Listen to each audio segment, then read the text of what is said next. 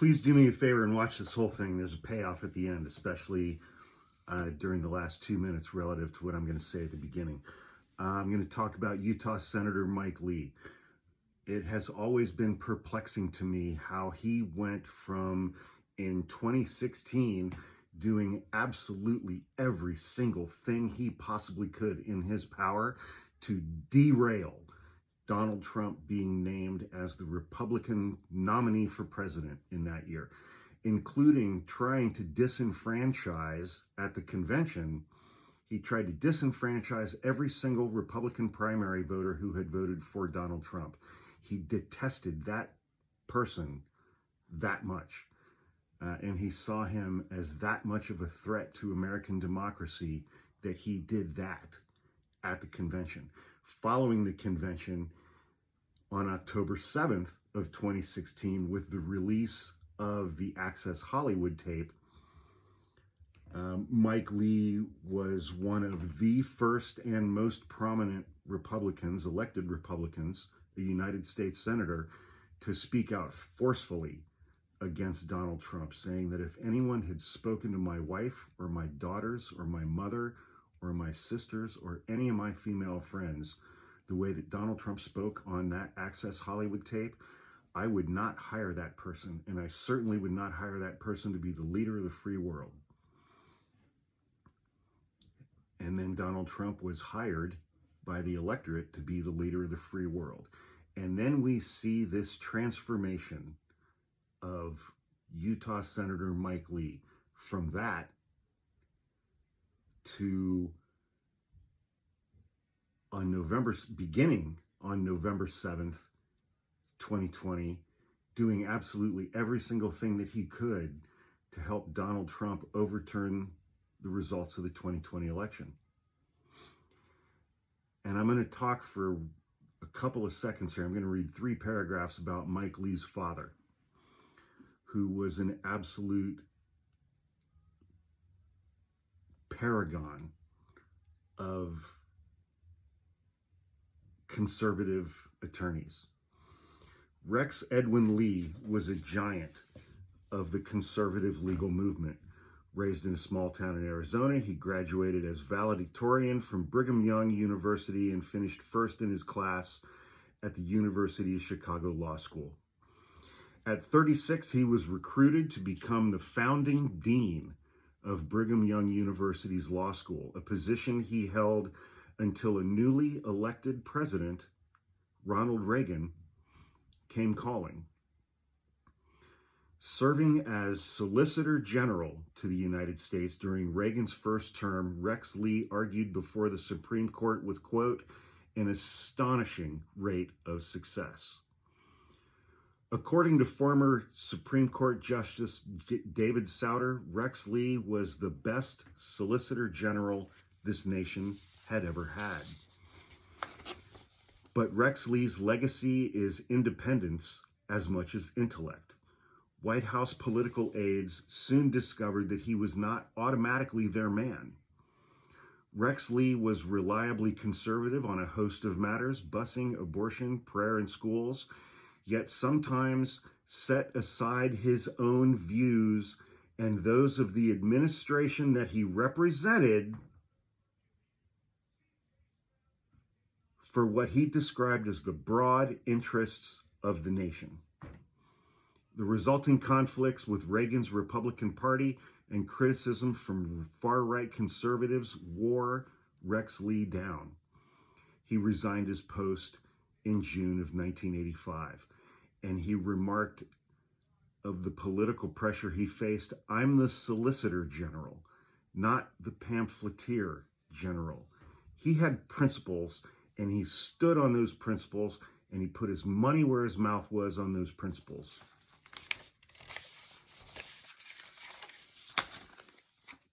In 1996, during Mike Lee's second year of law school, also the first year that Fox News started broadcasting, Rex Lee died of cancer. He was just 61 years old. Rex was eulogized by his eldest son, Mike Lee's older brother. Mike Lee never lived up to the things that his father and his older brother accomplished. He was eulogized by his eldest son as well as by two Supreme Court justices, Sandra Day O'Connor and Byron White. Byron White said that Rex Lee was the epitome of integrity.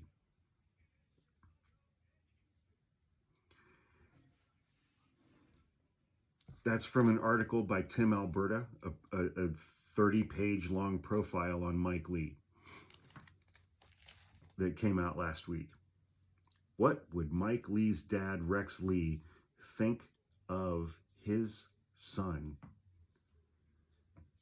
going from where he was in 2016 to Donald Trump could never, ever, ever be permitted to take power, to just 4 years later, using the power of his office and all of his best efforts to try to help Donald Trump overturn the results of a free and fair election in 2020 and disenfranchise 81 million voters. That was the subject of what I discussed in my podcast episode that I recorded last night, Full Potato Friday. There's only one potato this week, and that potato is Mike Lee. Please watch the following clip and especially focus on the last couple of minutes where I come back around to Mike Lee's dad, Rex.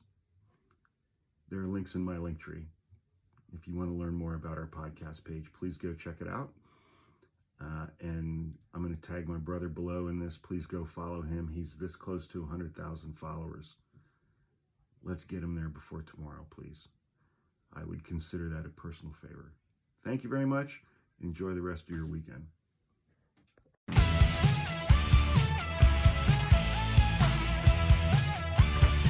All right, kids. It's time for another episode of Full Potato Friday with your host, Hawk. That's me. Going to do something a little bit different in this episode. There is only going to be one potato as opposed to a cast of potatoes. One guy that has always confused me, if that's the right word, throughout this whole Trump presidency and January 6th and all of the efforts to overturn the 2020 election between Election Day 2020, January 6, 2021, Inauguration Day 2021, has been Utah Senator Mike Lee. During Obama's presidency, he always presented himself. He's an attorney. He has a law degree. He went to law school. He worked as an attorney. Mike Lee grew up Mormon. He always presented himself as a principled conservative. I don't even know what the fuck that means anymore. Who cared deeply about the Constitution, the institution of Congress, the institution of the United States Supreme Court, the legal system, the judiciary branch, that history, precedent, however you want to paint that stuff. He presented himself as someone who cared deeply about the legal history, the judiciary branch of the United States for the last 250 years. And then Donald Trump got elected, and all of that went away. To the point where he, beginning on that Saturday, November 7th, I remember where I was. I was at my ex-girlfriend's sister's house in Westlake Village. We were dog sitting. And that Saturday was the day that Rudy Giuliani held his press conference at Four Seasons Landscaping. And CNN interrupted that press conference to announce that Joe Biden was going to be the next president of the United States. It had taken 4 days to count enough votes to make it a mathematical certainty that Joe Biden would be the president. From that moment forward, through at least January 6th, Mike Lee immediately began trying to help Donald Trump and his chief of staff, Mark Meadows, overturn the election results. He had gone from being this respected conservative constitutionalist in the historical sense in American history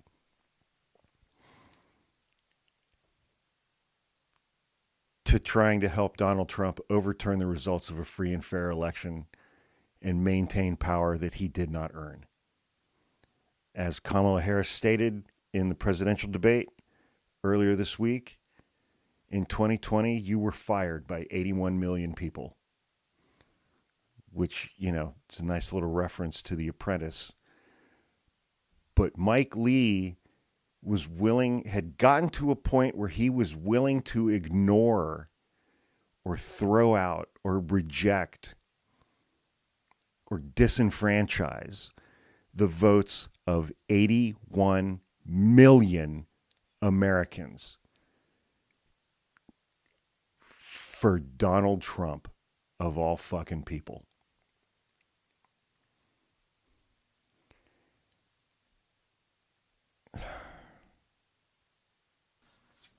I hope Jack Smith comes for every one of these motherfuckers, man. But that's just me. I'm using quite a bit of profanity in this episode. It's dramatically much more profanity than I normally use in my podcast episodes. And it's because I'm activated, I'm agitated, and I'm going to read this last paragraph, and then I need to go for a walk and have a cigarette before I start punching strangers.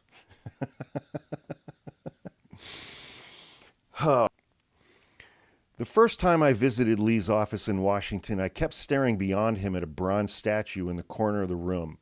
It depicted a man, elegantly dressed and evidently deep in thought, his right hand hovering just below his chin as he looked off in search of answers. It was Mike Lee's father, Rex Lee. I asked the senator whether he ever wonders what his father would have made of all of this. All the time, Lee answered, looking wistful. He closed his eyes. All the time. He didn't elaborate, and I found myself wondering too.